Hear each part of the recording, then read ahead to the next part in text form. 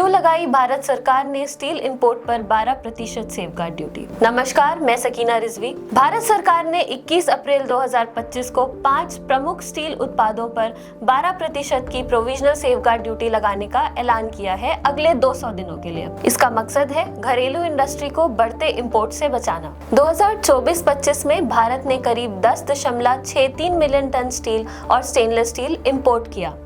इन products में शामिल है हॉट रोल्ड कॉइल्स, शीट्स और प्लेट्स, कोल्ड रोल्ड कॉइल्स और शीट्स, मेटेलिक कोटेड कॉइल्स और शीट्स, कलर कोटेड स्टील और हॉट रोल्ड कॉइल मिल प्लेट्स। इन पर अब सरकार ने 12% सेफगार्ड ड्यूटी लगाई है। इससे पहले मार्च 2025 में कॉमर्स मिनिस्ट्री की इन्वेस्टिगेशन शाखा DGTR यानी directorate general of trade remedies ने सरकार को 200 दिनों के लिए 12% प्रोविजनल सेफगार्ड ड्यूटी लगाने की सिफारिश की थी। इसके प्रस्ताव में सरकार ने मिनिमम इंपोर्ट प्राइस 675 से $964 प्रति टन के बीच सेट किया है। इसका मतलब है कि अगर इससे कम प्राइस में स्टील इंपोर्ट होगा तो उस पे सेफगार्ड ड्यूटी लगेगी। पिछले साल दिसंबर में DGTR ने यह जांच शुरू की थी जब इंडियन स्टील एसोसिएशन ने शिकायत की थी कि चाइना, जापान, साउथ कोरिया और वियतनाम से सस्ता स्टील भारत में आ रहा है। डेटा भी यही कहता है।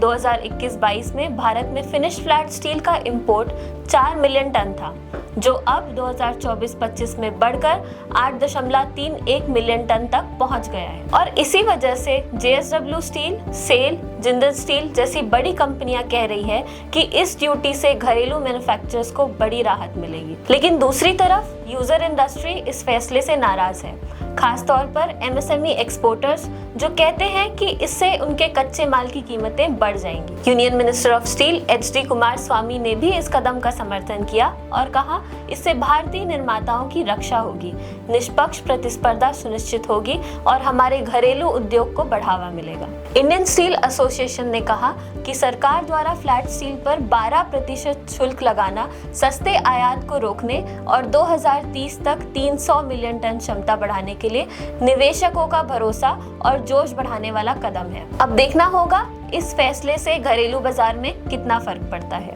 अगर आप चाहते हैं ऐसी ही और पॉलिसी एनालिसिस और इंडस्ट्री अपडेट्स, बिगमिंट को सब्सक्राइब करें, वीडियो को लाइक और शेयर करना ना भूलें।